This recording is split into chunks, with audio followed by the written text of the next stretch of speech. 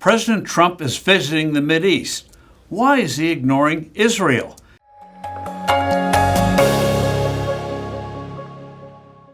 Hello, I'm Steve Forbes, and this is What's Ahead, where you get the insights you need to better navigate these turbulent times.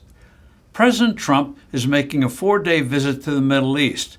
The itinerary includes stops to Saudi Arabia, Qatar, and the United Arab Emirates.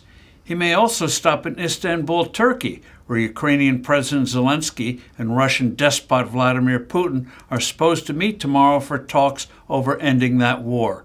Putin, by the way, may not show up. Conspicuously missing on this jaunt is our key Mideast ally, Israel. Why the seeming snub? After all, Donald Trump has been a staunch friend of the Jewish state.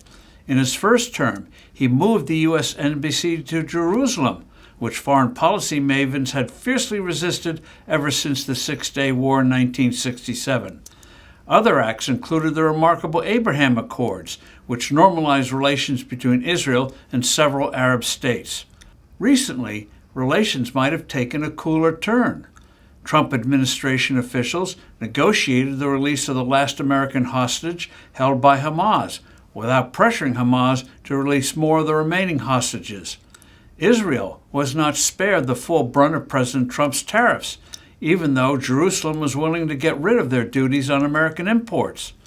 More importantly, while the president forcefully reiterated in Saudi Arabia his pledge that Iran will never be allowed to become a nuclear power, the U.S. is conducting negotiations with the mullahs about coming to an agreement that would supposedly end their nuclear efforts. The basic flaw here is that whatever the mullahs might promise, they will not scuttle their long-term goal of getting the bomb.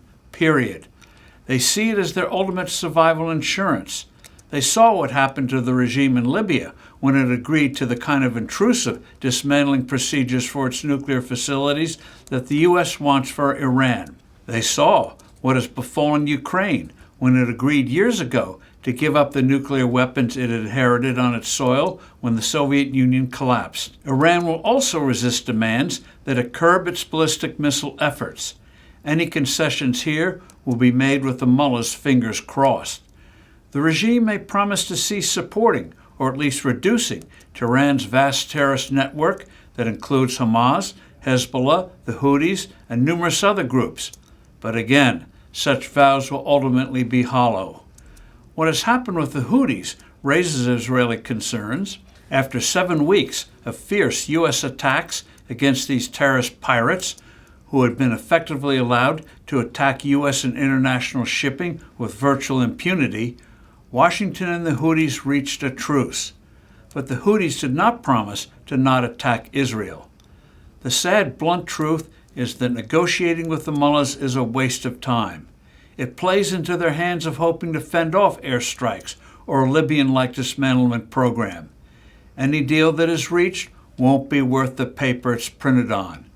When it comes to negotiating, the Iranian regime is a deal-maker's desert. Fatefully, the time to green light an assault on all of Iran's nuclear facilities is now. And hopefully, the Saudis are advising President Trump on dealing with Iran's nuclear facilities the way British Prime Minister Margaret Thatcher advised President George H.W. Bush after Iraq seized Kuwait in 1990. She said, "Don't go wobbly, George." Sage advice. I'm Steve Forbes. Thanks for listening. Do send in your comments and suggestions.